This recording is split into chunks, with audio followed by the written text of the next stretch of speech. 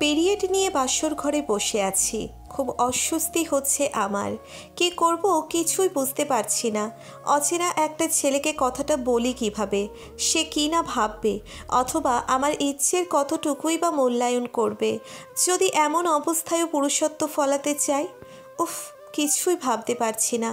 যতই সময় গড়িয়ে যাচ্ছে ততই আমার টেনশনের মাত্রা বাড়ছে। কি এক অপ্রত্যাশিত ঝামেলায় না পড়লাম। বিয়েটা আমার পারিবারিকভাবেই হয়েছে।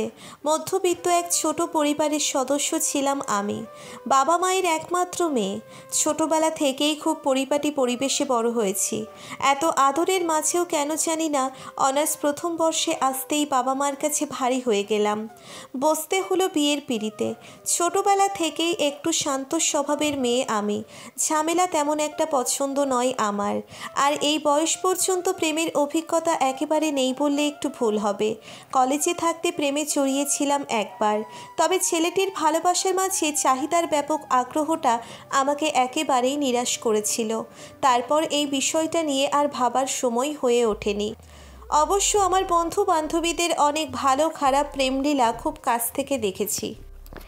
যাই হোক, যে ছেলেটির জন্যে অধীর আগ্রহে এই ফর্মালিটি রক্ষার জন্য সেজে গুজে বসে আছি, তাকে বিয়ের আগে আমার দেখার বা কথা বলার সৌভাগ্য হয়ে ওঠেনি। শুধু একবার মনের বিপরীতে ফটোটা দেখেছিলাম, তবুও মায়ের চোরাচুরিতে।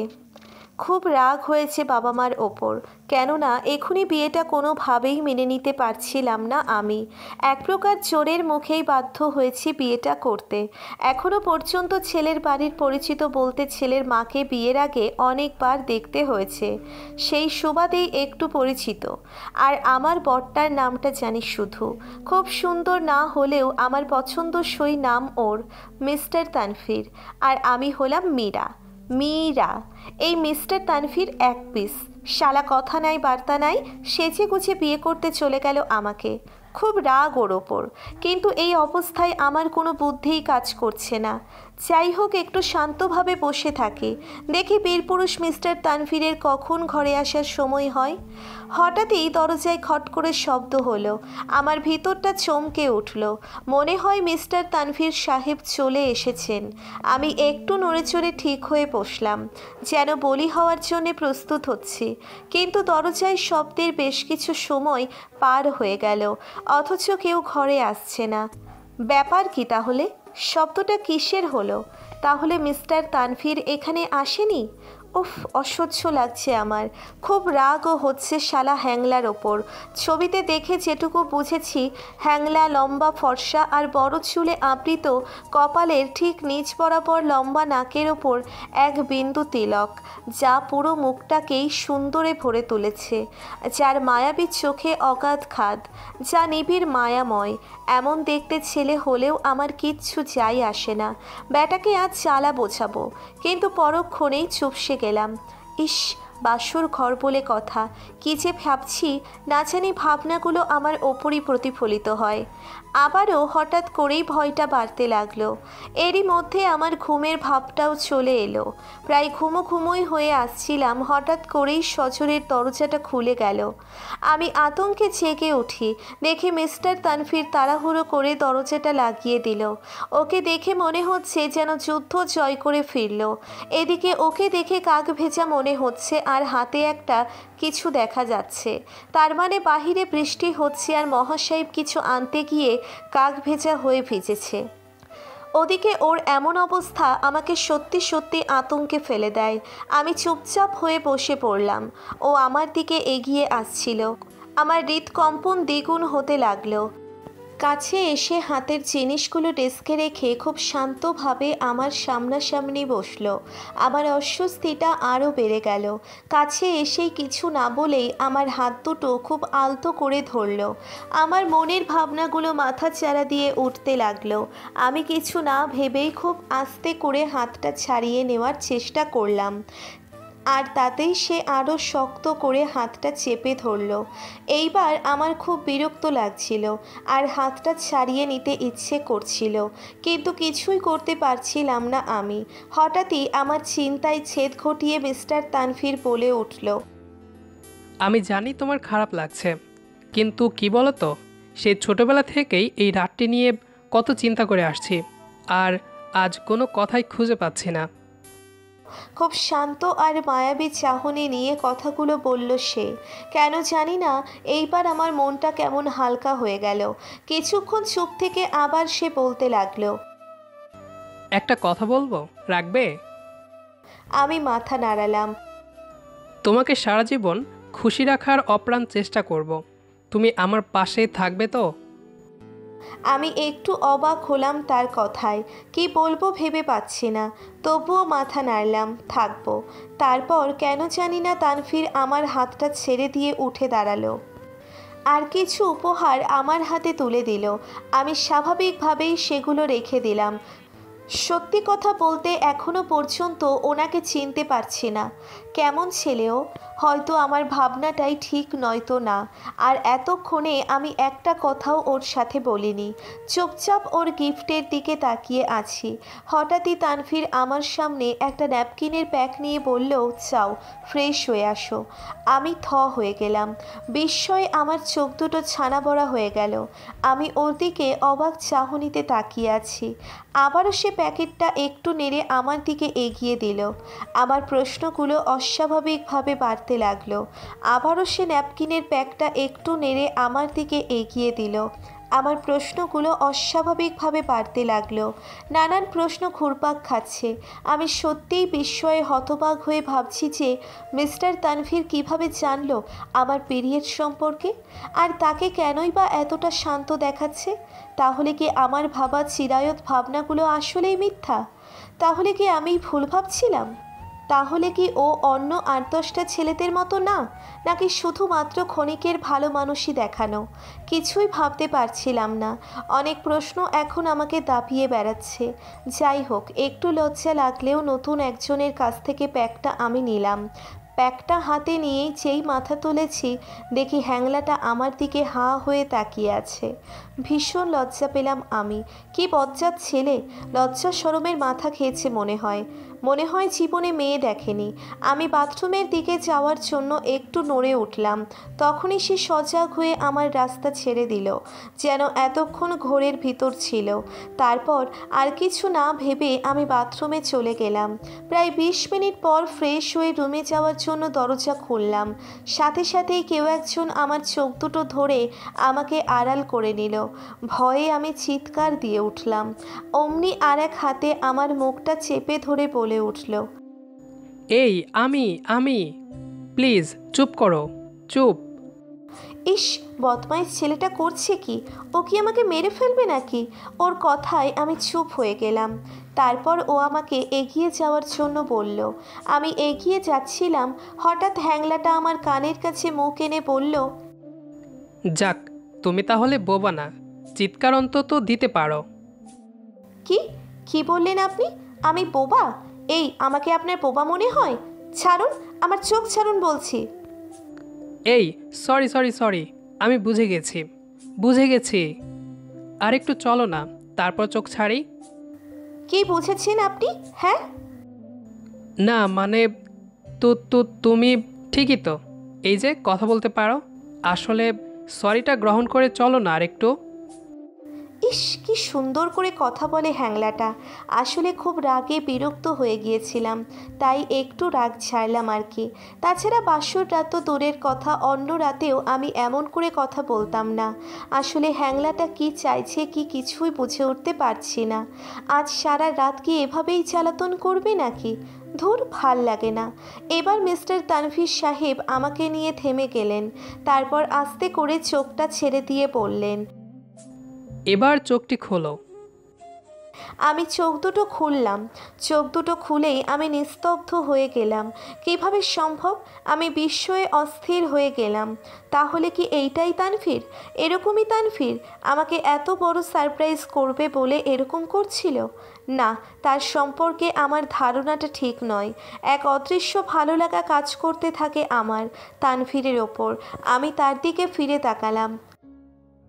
আপনি এত সব জানেন কিভাবে? আর এত তাড়াতাড়ি কিভাবে করলেন এত কিছু? কথাটি বলতেই আনন্দে আমার চোখে পানি চলে এলো। তানভীর কিছুর উত্তর না দিয়েই আমাকে আলতো করে ধরে বলল, চলো, কেকটা কাটা যাক। আসলে আজ আমার জন্মদিন। এত ঝামেলার মাঝে দিনটির কথা আমার খেয়ালই ছিল না। তানভীর 20 মিনিটের ভিতরে এক অমায়িক ভালোবাসা দিয়ে ঘরটি সাজিয়েছে। আর ওয়াল ব্যানারে ছোট্ট করে লেখা, তোমার মন খারাপের দেশে তোমায় রাখবো ভালোবেসে। আর বড় করে লেখা, happy birthday to you Meera, wish only for you by me. মনে হচ্ছিল জন্মদিনে এর চেয়ে বড় গিফট কেউ কাউকে কোনোদিন দিতে পারে না।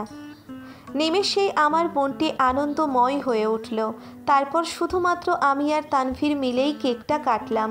ও হালকাভাবে আমাকে মুখে উইশ করলো। তারপর কেকটা আমাকে খাইয়ে দিতে লাগলো। আমার চোখ দুটো হঠাৎই ছলছল হয়ে আসছিল। আমি কোনো মতে নিজেকে সামলে ওকেও কেকটা খাইয়ে দিলাম। দেখলাম ওর চোখে মুখে এক প্রাপ্তির নেশা। হঠাৎই তানভীর আমাকে জড়িয়ে ধরল। আমি কিছুই বললাম না। জানি না কেন কিছু বলতে পারলাম না। শুধু নিজের মনকে আষ্টে পৃষ্ঠে বাঁধতে চাইছিলাম আমি। কিন্তু কেন? এর উত্তর এই মুহূর্তে হয়তো কারো পক্ষেই দেওয়া সম্ভব নয়। আমি তানভীরের বুক থেকে মুখটা উঠিয়ে ওর দিকে চেয়ে বললাম, আপনি এত কিছু জানলেন কিভাবে? আমার জন্মদিন, আমার ভালো লাগা আর অন্যান্য বিষয়গুলি? এবার কোনো কথা না বলেই তানভীর আমার কপালে চুমু এঁকে দিল। আমি কিছুটা শিউরে উঠলাম। তারপর সে বলল, খুব ঘুম পাচ্ছিল না তোমার? দেখছিলাম তখন ঘুমে একদম নুয়ে পড়ছিলে। চলো ঘুমাবো এখন, আমারও খুব ঘুম পাচ্ছে। তারপর সুন্দর করে বিছানা করতে গেল সে। আমাকে আর কোনো কথার সুযোগ দিল না। আমিও বাধ্য মেয়ের মতো শুয়ে পড়লাম ওর পাশে। মনে মনে ভাবলাম এবার তাকে কথাগুলো আবার জিজ্ঞেস করব। তাই তাকে আলতোভাবে ধাক্কা দিলাম। এ কি, হ্যাংলাটাই 5 মিনিটের ভিতর ঘুমিয়ে গেল? আমি খুব ভালোভাবে পর্যবেক্ষণ করলাম, কিন্তু না, সে তো ঘুমিয়েই গেছে। ধুর, ভাল লাগে না। ফাজিল ছেলে একটা, এরই মধ্যে ঘুমিয়ে গেল। রাগে নিজের মাথার চুলগুলো ছিঁড়তে ইচ্ছে করছে, কিন্তু কি আর করার। আমার এখন ঘুমাতে হবে। তবে সকল কিছুর মাঝে একটা বিষয় ভেবে ভালো লাগছে যে বিয়ে নিয়ে আমার ভাবা সকল বিষয়গুলি আস্তে আস্তে মিথ্যে প্রমাণিত হচ্ছে। আমার ভাবনার উল্টো বিষয়গুলো আমার সাথে ঘটে চলেছে। চোখ বুজে কেন জানি না মা বাবাকে একটা ধন্যবাদ দিতে ইচ্ছে করছে। ভাবতে ভাবতে কখন সে ঘুমিয়ে গেছিলাম বুঝতে পারিনি। হঠাৎই আমার ঘুমটা ভেঙে গেল। ঘুম ভেঙে আবারও বিস্ময়ের সম্মুখীন হলাম। দেখি অবাক চাহনি নিয়ে তানভীর আমার দিকে তাকিয়ে আছে। চোখে চোখ পড়তেই ও চোখ সরিয়ে নিল। তার মানে এতক্ষণ ধরে তানভীর আমার দিকেই চেয়েছিল। ভীষণ অবাক হলাম আমি। আমার জেগে ওঠা দেখে তানভীর অপ্রস্তুতে পড়ে যায়, যেন আমার চোখে কিছুতেই ধরা দিতে চায় না। তারপর বলে উঠল, ছাদে যাবে মীরা? ওর প্রশ্নে অবাক হলাম আবারও। এত রাতে ছাদে যেতে চাইছে, বুঝলাম খুব রোম্যান্টিকতা ভর করেছে তার উপর। কথাটি শুনে আমি কোনো প্রতিক্রিয়া জানাইনি, শুধু চেয়েছিলাম তার দিকে। হঠাৎই আমাকে চমকে দিয়ে কোলে তুলে নিল সে। তারপর হাঁটা আরম্ভ করলো ছাদের দিকে। আমি শুধুই তার চোখের দিকে তাকিয়ে তাকে জানার চেষ্টা করছিলাম, আমি কেন, যে কোনো মেয়েই তোমার সেই মায়াবী চোখে হারিয়ে যাবে এক নিমেষেই। এখনও পর্যন্ত প্রতিটি মুহূর্ত তোমার সাথে কাটাতে আমার নতুন করে ভাবতে হয়েছে কি আছে তোমার মাঝে। আমি যেন যুগ যুগান্তর ধরে তার সাথে পরিচিত আছি, যদিও সে ছিল অনেকটা অপরিচিত আমার কাছে মাত্র কয়েক ঘন্টা আগেও। কথাগুলো ভাবতে ভাবতে ছাদে চলে এলাম। ছাদে এসে ও আমাকে কোল থেকে নামিয়ে দিল। এরপর কিছু বলার জন্য আমার কাছাকাছি আসতে চাচ্ছিল, কিন্তু হঠাৎই ওর ফোনটা বেজে ওঠে। তারপর ফোনের ওপাশ থেকে কেউ একজন তাকে কিছু একটা বলল। নিমেষেই তার হাসি খুশি চেহারার মাঝে এক অস্ফুট মলিন আভা ফুটে উঠল, যা কিছুতেই আমার কাছে আড়াল করতে পারল না সে। তাকে একটু চিন্তিত দেখাচ্ছিল। তাই হঠাৎই আমি বলে উঠলাম, কিছু হয়েছে কি? সব ঠিক আছে তো? আমার কথায় এক অমায়িক হাসি দিয়ে বলল, আরে না, কি ভাবছো তুমি? কিছুই হয়নি, সব ঠিক আছে। না মানে এত রাতে ফোন, তাই বলছিলাম আর কি। আমার কথা শুনে ও শব্দ করে হেসে উঠল আর ওর দুহাত দিয়ে আমার দুই গালে হাত দিয়ে শান্ত লাজুক গলায় বলল, বাহ, প্রথম রাতেই বরকে সন্দেহ করছো? তোমার বর শুধু তোমারই। বলে আবারও আমার কপালে আলতো করে চুমু এঁকে দিল। শেষ রাতের স্নিগ্ধ চাঁদের আলো, একটু দক্ষিণা বাতাসের ছোঁয়া আর তানভীরের এই ভালোবাসার স্পর্শ আমাকে মাতাল করে তুলছিল। এক মুহূর্তে মনে হচ্ছিল তানভীরকে ও জড়িয়ে নিই আমার পরম স্নায়ুস্রোতে। তানভীর এবার আমাকে বলল, চলো সামনের দিকটাতে একটু হাঁটা যাক। ওর কথাই আমার ঘোর কাটল। মাথা নাড়িয়ে ওর সাথে আমিও হাঁটতে লাগলাম। ছাদের উপরে সাজানো ফুলবাগান দেখে আমার শেষ রাতের ভালোবাসা যেন আর একবার পূর্ণতা পেল। আমি বিস্ময়ে তানভীরের দিকে ফিরে তাকালাম। চাঁদের স্নিগ্ধ আলোয় আমি স্পষ্ট দেখলাম তানভীর চোখ নেড়ে এক অজানা অনুভূতি প্রকাশ করল, যাতে স্পষ্ট তানভীরের মনের কথা পড়তে পারছিলাম আমি। ওর চোখ দুটো একটা কথাই শুধু বলছিল, হ্যাঁ মীরা, আজ থেকে এই ফুলের সুবাস সবই তোমার। প্লিজ যত্ন করে আগলে রেখো এই ভালোবাসার প্রতীকীগুলোকে। তবে একটা কথা, শুধু তোমারই এই প্রতীকী ভালোবাসার মাঝে সবচেয়ে সৌন্দর্যময় প্রতীক কিন্তু আমার এই লক্ষ্মী বউয়ের লক্ষ্মী চাহনি। নিজেকে আর কন্ট্রোল করতে পারলাম না। নিজের মনের সাথে কিছুতেই আপোষ করতে পারলাম না প্রকৃতির এই বাস্তব মায়াকে কাটিয়ে উঠতে। দৌড়ে গিয়ে জড়িয়ে ধরলাম এই হ্যাংলা বদমাইশ পচা পাতর ছেলে মিস্টার তানভীরকে। এক মুহূর্তেই মনে হচ্ছে পৃথিবীর সবচেয়ে দামি, সবচেয়ে বিশাল, সবচেয়ে নিরাপদ জায়গা এইটাই, যা আষ্টে পৃষ্ঠে বেঁধে রেখেছে আমাকে। নিজের অজান্তেই চোখ দিয়ে কয়েক ফোঁটা জল গড়িয়ে পড়ছিল, কিন্তু অদ্ভুত ছেলে তানভীর এইটাও বুঝে যাচ্ছিল। বলে উঠল, ঝরতে দাও চোখের পানি, তাকে আটকিও না, তাহলে আমাদের ভালোবাসার মাঝে ঘাটতি থেকে যাবে। বলেই আরও শক্ত করে আমাকে জড়িয়ে নিল। জানি না কতক্ষণ দুজনে এভাবেই ছিলাম। শুধু মনে হচ্ছিল যে সময়টাই ছিলাম সেটা যেন অতি তাড়াতাড়ি শেষ হয়ে গেল। মনের অজান্তেই বাবা মার সিদ্ধান্তকে আর একবার স্যালুট দিতে ইচ্ছে করছে। হয়তো তাদের জন্যেই মাত্র কয়েক ঘন্টার পরিচয়ের অচেনা একজনের বুককে আজ সর্বশ্রেষ্ঠ জায়গা মনে হচ্ছে। হয়তো তাদের জন্যেই আমার ভালোবাসার শূন্যের কোঠা আজকে পূর্ণ মনে হচ্ছে। ভাবনাগুলো ভাবতেই রাতের এক মুঠো চাঁদকে গ্রাস করে নিল এক টুকরো মেঘমালা। অন্ধকার গাঢ় হয়ে আসছিল, তাই তানভীর আমাকে বলল, চাঁদ আমাদের সাথে লুকোচুরি খেলছে, চলো রুমে যাই। বলেই আবারও কোলে নিয়ে রুমে আসলো। তারপর আমাকে ঘুমোতে বলে সে ব্যালকনিতে গিয়ে দাঁড়ালো। তানভীর, সত্যিই তানভীর। প্রতিটা মুহূর্ত তাকে নতুন করে চিনছি, নতুন করে দেখছি, নতুন করে ভাবনাতে আটকে রাখছি। আমি জানি ও কিছু একটা নিয়ে চিন্তায় আছে, তবুও আমাকে এক ফোঁটা বুঝতে না দিয়ে নিজেকে সামলে আমাকেও সামলে নিল। এ যেন আমার জীবনের নতুন শিক্ষা। কেননা আমি একটু বিষয়েই ঘাবড়ে যেতাম, অথচ তানভীরের বোধশক্তি আমাকে নতুন করে জাগ্রত করলো। যাই হোক, সারাদিনের ব্যস্ততার কারণে একটুতেই চোখজোড়া ধরে আসলো। আমি ঘুমিয়ে গেলাম তানভীরকে রেখেই। এতটুকু সময়ে ওকে যতটা জানলাম তাতে এটা আমি ঠিকই বুঝেছিলাম যে আজকের রাতে ওর চোখের পাতা কিছুতেই এক হবে না। রোদের স্নিগ্ধ আলো চোখে এসে পড়তেই ঘুমটা ভেঙে যায় আমার। চোখ খুলে একটুও অবাক হলাম না আজকে। আমি জানতাম তানভীর এখানেই থাকবে।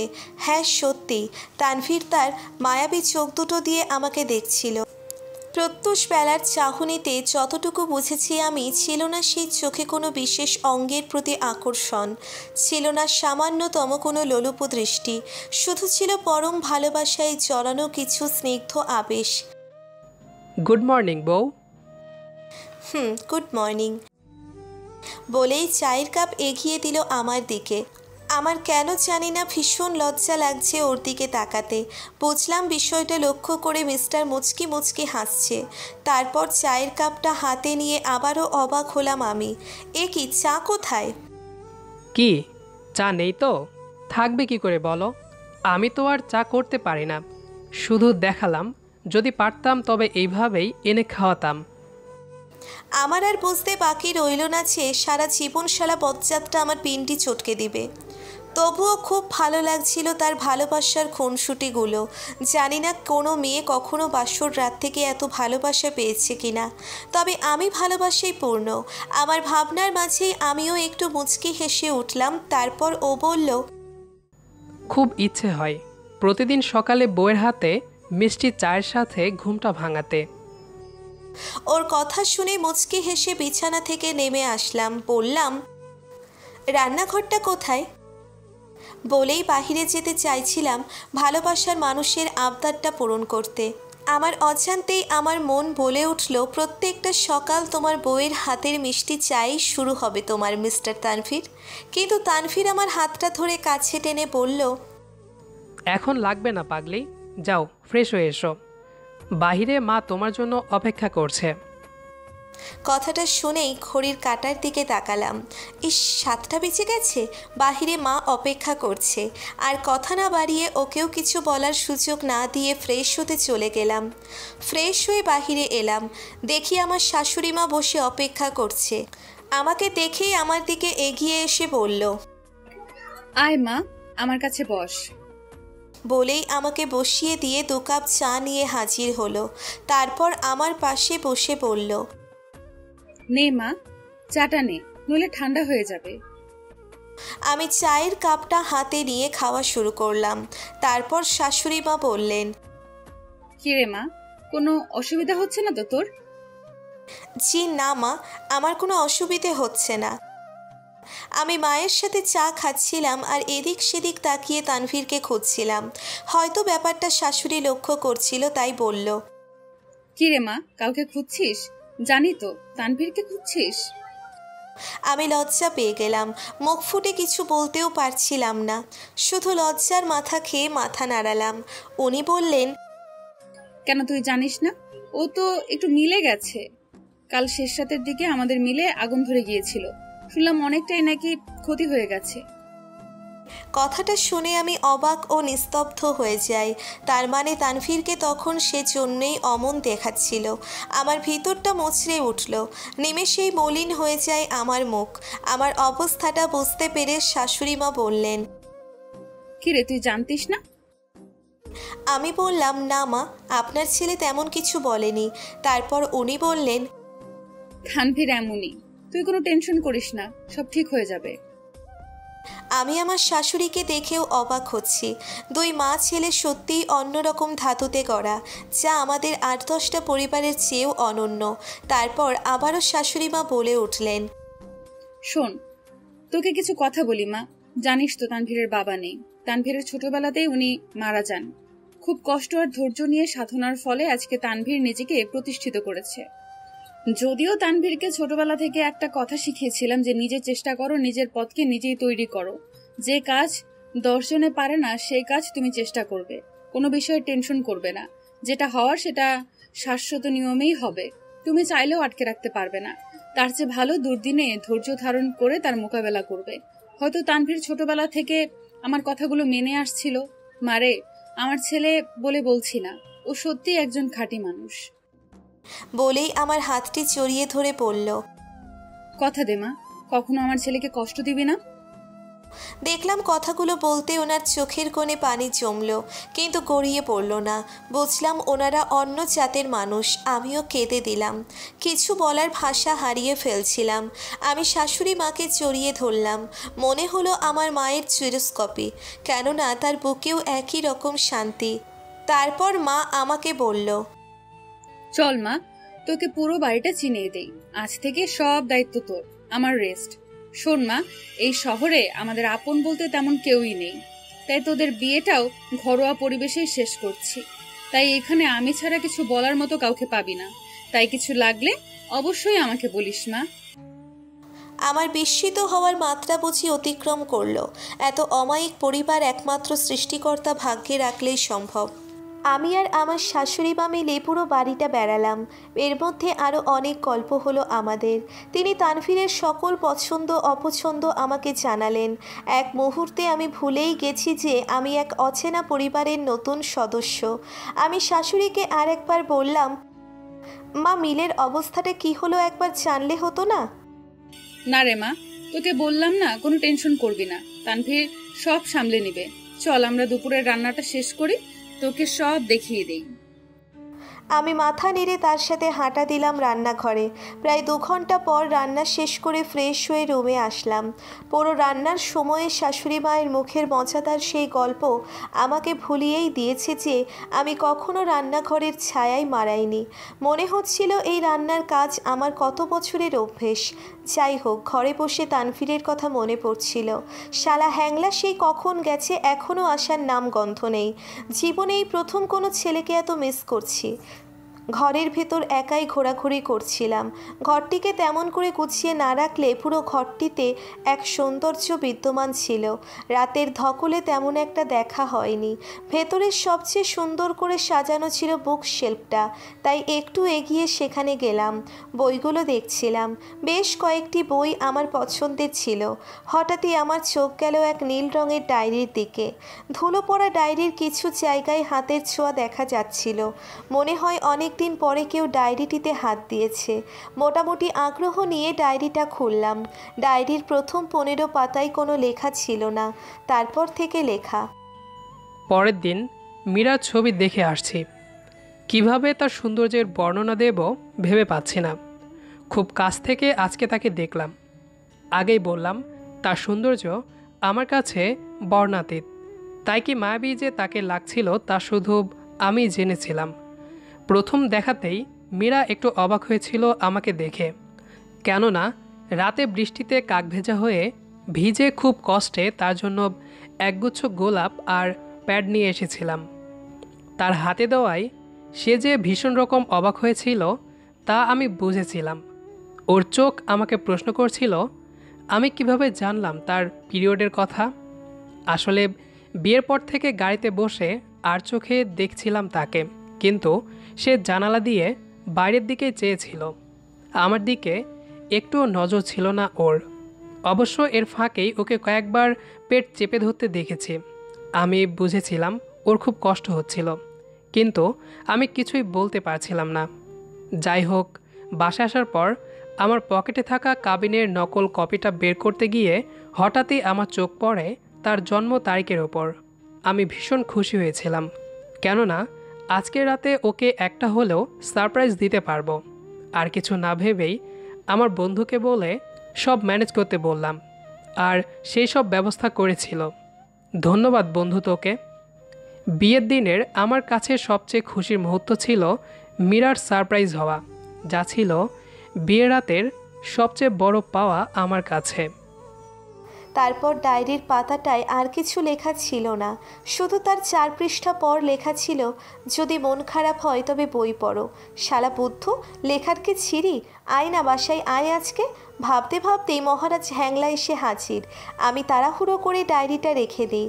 তারপর খুব সাহস নিয়ে তার কাছে গিয়ে বললাম, কি মিস্টার তানভীর, খুব টেনশন দিতে ভালো লাগে না তোমার? এই কি ভাবো কি নিজেকে? হ্যাঁ, সব তুমিই বুঝবে, তুমি সব টেনশন নিবে, আমি কি কেউ নই তোমার? বলেই ওর বুকে ঝাঁপিয়ে পড়লাম। হয়তো ও সব বুঝতে পারছিল, তাই আমাকেও পরম আদরে বুকে আগলে নিল। তারপর বলল, খুব ভালোবাসো আমায়? এবার আমি কেঁদেই দিলাম।